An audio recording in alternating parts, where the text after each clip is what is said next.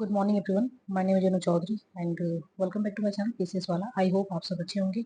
और आज की इस वीडियो में हम इम्पोर्टेंट एग्जाम्स के बारे में डिस्कस करने वाले हैं, जिसमें कि आपको पता होगा 70th बीपीएससी जो है आपको 25 अप्रैल से लेकर 30 अप्रैल के बीच में होने वाला है। ठीक है, और इसके लिए लगभग 14 डेज अभी आपके पास बचे हुए हैं।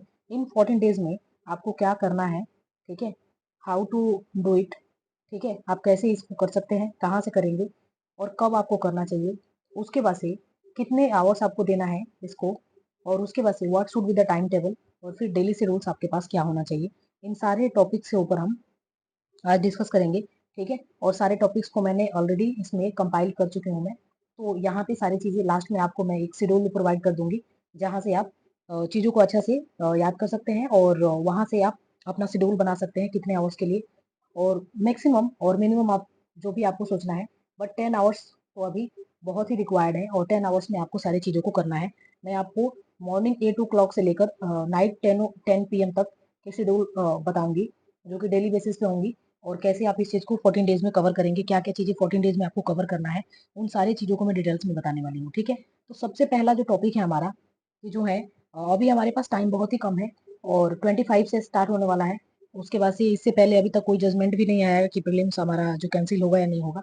तो आप ये चीज़ें मान के चलिए कि मेंस का एग्जाम हेल्ड होने जा रहा है, और आप मेंस का एग्जाम हेल्ड होने जा रहा है, इससे पहले आपने प्रिपरेशंस तो आप अच्छा से कर ही रहे होंगे, क्योंकि आपको पता है कि अगर आपने प्रीलिम्स क्लियर किया हुआ है तो मेंस आपका होने जा रहा है, क्योंकि जजमेंट अगर होगा तो सबके लिए होगा, तो उसके लिए देखा जाएगा। बट सबसे पहले ये चीज़ें हैं कि आपको इन 14 डेज में आपको अपने जो है एग्जाम को, जो भी आपने अभी तक प्रिपरेशंस किया हुआ है, जो चीज़ आपने पढ़ा हुआ है, उसको कैसे आप उसमें सातन चीज़ों को ला सकते हैं। तो आइए एक एक करके चीज़ों को डिस्कस करते हैं। सबसे पहले आपको पता होगा कि यहाँ पे आपके पास पेपर कितने हैं। तो आप देखेंगे ऑप्शनल पेपर आपको पता है कि पहले लिखा जाता था, बट ये ऑब्जेक्टिव अभी हो गया है। तो ये पेपर क्या हो गया है, आपका ऑब्जेक्टिव हो गया है। ठीक है, उसके बाद से जनरल स्टडीज पेपर 1 है और जनरल स्टडीज पेपर 2 है। ठीक है, तो आप देखेंगे 4 पेपर यहाँ पे है। उसके बाद से देखेंगे कि हम देखेंगे यहाँ पे स्ट्रेटजी ओवरव्यू क्या होगा, फिर देखेंगे टिप्स और इफेक्टिव यूज इसके क्या क्या हो सकते हैं। उसके बाद से आइए सबसे पहला जो हमारा टॉपिक था वो था हाउ हाउ टू जो है क्लियर दिस एग्जाम्स, एंड आप इसमें क्या क्या चीजों को कर सकते हैं। तो सबसे पहला जो हमारा टॉपिक है आज का, वो सबसे पहला टॉपिक हमारा रहने वाला है, जिसमें कि हम बात करेंगे कि हाउ कहने का मतलब आप यहाँ पे देख पा रहे हैं कि हाउ से आपको याद होगा कि जो भी चीजें इंपॉर्टेंट चीजें होती है, कि उसको हम डिसाइड करते हैं कि कैसे चीजों को करना है। सबसे पहले आपको मैं बता दूं 14 डेज आपके पास है। तो 14 डेज में आपको क्या क्या चीजें करना है। सबसे पहले जो चीजें आपने पढ़ा हुआ है उसको क्या करना है, रिवाइज करना है। ठीक है, रिवाइज करना है। ठीक है, उसके बाद से पीवाई क्यू के बेस पे आपको चीजों को देखना है, और फिर लास्ट में आपको राइटिंग प्रैक्टिस करना है। ठीक है, तो क्या करना है, जो चीज आपने पढ़ा है उसको रिवाइज कीजिए, और पीवाई क्यू को उसके बेस पे देखिए कि पीवाई क्यू कौन से इसमें से इस टॉपिक से कौन से टॉपिक के ऊपर पीवाई क्यू पूछा गया है, और उस पीवाई क्यू का प्रैक्टिस करना है। ठीक है, उसके बाद से मॉक टेस्ट की अगर बात करें, तो मॉक टेस्ट इस टाइम पे आप देना चाहे तो दे भी सकते हैं, नहीं देना चाहे तो नहीं भी दे सकते हैं, क्योंकि सबसे इंपॉर्टेंट जो चीजें हैं वो पीवाई क्यू को आपको क्या करना है, पीवाई क्यू को प्रैक्टिस करना है। ठीक है, और इस पीवाई क्यू के प्रैक्टिस को क्या क्या चीजें प्रैक्टिस करना है, इसमें 10 इंपॉर्टेंट टॉपिक को भी मैं आपको बताऊंगी कि 10 इंपॉर्टेंट टॉपिक इसमें क्या क्या है, जिसको कि आप कवर करेंगे तो ऑब्वियसली वहां से क्वेश्चन पूछे ही जाते हैं। ठीक है, तो उस 10 इंपॉर्टेंट टॉपिक को भी मैं बताऊंगी इसमें। उसके बाद से शेड्यूल के बारे में बताऊंगी। तो हाउ आपको 14 डेज में क्या क्या चीजें करना है, तो इन 3 चीजों को ही करना है, यानी कि पीवाई क्यू को देखना है, उसके बाद से अपने सोर्सेज को क्या करना है, रिवीजन करना है, और लास्ट में उसी का आंसर राइटिंग प्रैक्टिस करना है। इससे ज्यादा और कुछ नहीं करना है। ठीक है, उसके बाद से आपको पता है नेक्स्ट हमारा जो टॉपिक था वेयर, कहाँ से हमें चीजों को करना है। तो वेयर में आपको पता हो गया कि पीवाई क्यू को हमें क्या करना है, अपने सोर्सेज को मान के चलना है। उसके बाद से हो सके तो आप मेंस के सिलेबस को एक बार देखिए, और सिलेबस से डायरेक्टली आप देखिए कि बुलेट पॉइंट यानी कौन से टॉपिक के ऊपर कितने क्वेश्चन पूछे गए। बात वही हुआ कि टॉपिक से जिस टॉपिक से क्वेश्चन पूछे जाते हैं, ऑब्वियसली बहुत सारे ऐसे टॉपिक्स हैं जहां से मैक्सिमम टाइम क्वेश्चन पूछे जाते हैं। तो ये चीजें आपको याद रखना है, और इस टाइम पे इस 10 डेज में या 14 डेज में जो भी चीज आपको करना है, मैक्सिमम आपको अपने सोर्सेस को कंसोलिडेट करना है। किसके ऊपर, तो पीवाई क्यू के ऊपर ही आपको क्या करना है, स्टिक रहना है। ठीक है, पीवाई क्यू को ही अपने सोर्सेस को बनाना है, और जो आपने पढ़ा है उसको रिवाइज करना है। ठीक है, और जितना ज्यादा हो सके आंसर प्रैक्टिस करना है। ठीक है, उसके बाद से आवर्स के बारे में डिस्कस अगर करें हम कि कितना आवर्स आपको पढ़ना है, तो उसके लिए तो मैं एक शेड्यूल प्रोवाइड कर दूंगी आपको। आप अपने अकॉर्डिंग टाइम को फ्लेक्सिबल रख सकते हैं। ठीक है, आप उसमें मॉडिफाई कर सकते हैं, जिस टाइम पे आपको सुटेबिलिटी होती है उस टाइम पे आप उस चीज को कर सकते हैं।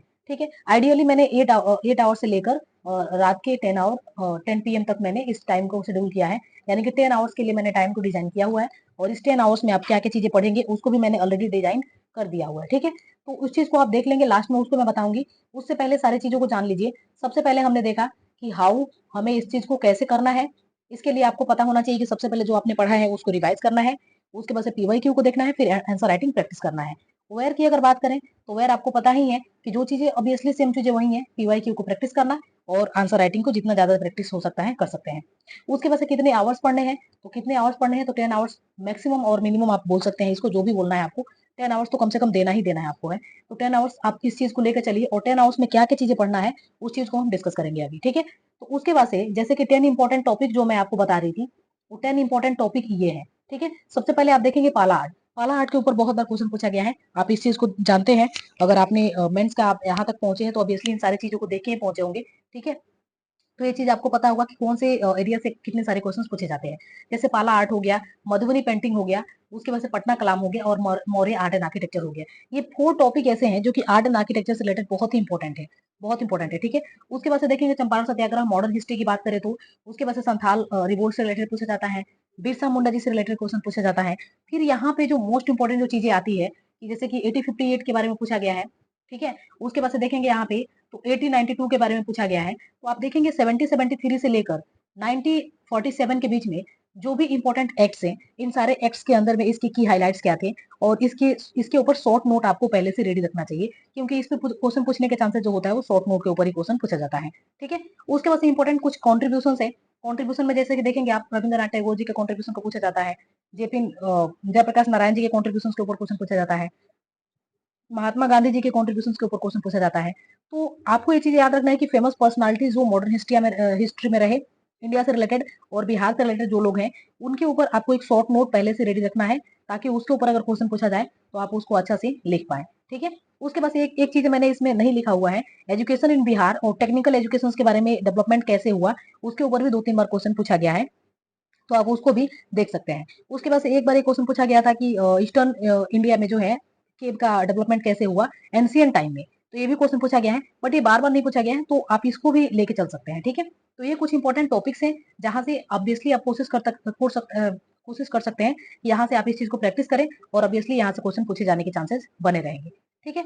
उसके बाद से नेक्स्ट हमारा जो टॉपिक इंपॉर्टेंट है, जिसमें कि 14 days BPSC mains study plan, ठीक है। टेबल फॉर्मेट में मैंने यहाँ पे रख दिया हुआ है आपके सामने, और इसमें कैसे कैसे क्या क्या चीजें आपको करना है, आप अपने सुटेबल के अकॉर्डिंग, अपने टाइम सुटेबल के अकॉर्डिंग आप देख लीजिएगा। जैसे कि पहला मॉर्निंग आवर्स जो हमारा होगा, मॉर्निंग आवर्स में जो है आपका 8 बजे से लेकर 11 बजे के बीच में टाइमिंग होगा। यहाँ पे आप उस चीजों को कोशिश करें पढ़ने की जो कि आपके लिए थोड़ी सी मतलब कि वीक है, उस सब्जेक्ट को आप कोशिश करो कि मतलब यहाँ पे आप उस चीजों को निपटा लें, ठीक है। उसके बाद नेक्स्ट जो आपका है 12 टू 2 PM, 2 PM कर लीजिए। 2 PM पे अगर आप लंच करते हैं तो 2 PM तक आप लंच कर लीजिए। उसके बाद से थोड़ी नैप लेना है तो नैप ले लीजिए। उसके बाद से जो है इवनिंग के टाइम पे आप देखिए, इवनिंग के टाइम में आपने, मैंने जो टाइम्स यहाँ पे जो डिजाइन किया हुआ उसके अकॉर्डिंग आप अपने टाइम को फ्लेक्सिबल अपने अकॉर्डिंग आप इस चीज को मॉडिफाई कर सकते हैं, ठीक है। यहाँ पे एक आइडियल टाइम प्लान बनाया गया है, जो कि आप जो नहीं बना पाए हैं उनके लिए ये चीजें सुटेबल हो सके, ठीक है। तो आप अपने अकॉर्डिंग डिजाइन कर सकते हैं टाइम को। उसके बाद से मॉडर्न हिस्ट्री रिवीजन आपको यहाँ पे करना है, ठीक है। उसके बाद से ज्योग्राफी प्लस फिजिकल और बिहार के फोकस में, यानी कि जो भी चीजें आप पढ़ रहे हैं, यानी ज्योग्राफी ऑफ इंडिया और ज्योग्राफी ऑफ बिहार दोनों चीजों को दी गई है। तो एक क्वेश्चन जैसे मैं आपको बताती हूँ, मानसून सिस्टम जो है, ये मानसून सिस्टम अगर पूछा जाए आपसे सिर्फ कि मानसून सिस्टम और उसके बाद से साउथ वेस्ट मानसून क्या होता है, मानसून के टाइप कितने होते हैं, इसकी क्लासिफिकेशन क्या है, और ये कौन कौन से एरिया को इम्पैक्ट करते हैं, उसके बाद से ये कब से कब तक चलते हैं, फिर उसके बाद से आईओडी उसमें देखेंगे आप, इंडियन ओशन डायपोल, ये चीजें क्या होता है, ठीक है। उसके बाद से आईटीसीजेड देखेंगे आप, आईटीसीजेड क्या होता है, इसके ऊपर भी क्वेश्चन, इन सारी चीजों को कंबाइन करके एक बीपीएससी मेंस में क्वेश्चन पूछा गया था मानसून सिस्टम के ऊपर, ठीक है। तो मानसून सिस्टम के ऊपर इन सारी चीजों को इसमें कंबाइन कर दिया गया है, और ऐसे क्वेश्चन को यहाँ पे पूछा गया है। तो मानसून सिस्टम के ऊपर आपको इन सारी चीजों को ध्यान रखना है, और ऐसे ही क्वेश्चन करके पूछे जाते हैं। जैसे कि पॉवर्टी के ऊपर क्वेश्चन अगर पूछा गया, तो पॉवर्टी एक इंपॉर्टेंट थीम है, जैसे कि आप देखेंगे आप तो यूपीएससी में भी ये थीम को इंपॉर्टेंट है, यूपीपीएससी के लिए भी ये थीम इंपॉर्टेंट है, और बीपीएससी के लिए भी इंपॉर्टेंट है, ठीक है। क्योंकि पॉवर्टी आपको पता है बिहार में भी है और एवरीवेयर पॉवर्टी तो है। तो सबसे पहले पॉवर्टी आपको याद रखना है, पॉवर्टी से क्या चीजें याद रखना है, पॉवर्टी से रिलेटेड इंपॉर्टेंट कमिटीज को याद रखना है आपको, जो कि आपको प्रीलिम्स में हेल्प करेंगे और मेंस में भी ऑब्वियसली हेल्प करेंगे। उसके बाद से आपको याद रखना है कि पॉवर्टी कितने टाइप्स के होते हैं, ठीक है। उसके बाद से आप याद रखेंगे कि पॉवर्टी को दूर करने के लिए वे फॉरवर्ड क्या हो सकते हैं, ठीक है, बिहार में या इंडिया में, तो इन चीजों को याद रख सकते हैं। उसके बाद से एक और थीम होती है जैसे कि अनएम्प्लॉयमेंट, अनएम्प्लॉयमेंट के ऊपर अगर क्वेश्चन आ गया सबसे पहले आपको चीज याद रखना है कि अनएम्प्लॉयमेंट कितने टाइप के होते हैं, ठीक है। उसके बाद से इसके डिस्क्रिप्शन क्या क्या है, फिर आप देखेंगे कि अनएम्प्लॉयमेंट अगर है तो इसके लिए वे फॉरवर्ड क्या है। तो किसी भी क्वेश्चन के आंसर करने से पहले आपको सबसे पहले इंट्रो पार्ट को देखना है, फिर उसके बाद से बॉडी पार्ट को देखना है, और फिर लास्ट में आपको कंक्लूड करना है कि आप जो भी क्वेश्चन आंसर लिखे हैं उसके कंक्लूजन में कुछ अगर चीजें हैं तो उसको आपको क्या कर देना है, कंक्लूड कर देना है। तो ये हमारा पहला सेशन था जिसमें कि हम मेंस की चीजों को कवर करने के लिए बताया कि कैसे कवर कर सकते हैं। अगर आप इसको खुद से कर रहे हैं तो अच्छी बात है, अदरवाइज मैं यहाँ पे मेंस के सीरीज को कंप्लीट मेंस के सीरीज को चलाने वाली हूँ। और यहाँ पे जो भी इंपॉर्टेंट शॉर्ट क्वेश्चन पूछे जाएंगे, पूछे गए हैं 69 बीपीएससी से लेकर और प्रीवियस 69 बीपीएससी तक, इससे पहले जितने भी बीपीएससी के पीवाईक्यू पूछे गए हैं उन सारे शॉर्ट आंसर्स जो पूछे गए हैं उन सारे शॉर्ट आंसर्स को हम क्या करेंगे, यहाँ पे कवर करेंगे, और एक एक चीजों को मैं डिटेल्स में लिख के आपको बताऊंगी, आप वहां से भी अपनी चीजों को रिव्यू कर सकते हैं। I hope you like this video. If you like this video please subscribe the channel for more updates. और हाँ, इसके बाद वाला वीडियो में मैं डिस्कस करूंगी मेंस के प्लान को, और मेंस के प्लान को मैं 7 डेज में या 1 वीक में कितना सारी चीजों को कवर करना है और क्या क्या चीजें हैं उसको टाइम शेड्यूल में आपको प्रोवाइड कर दूंगी, ताकि आप डेली की डेली एक वीडियोस को देख सकें। Thank you.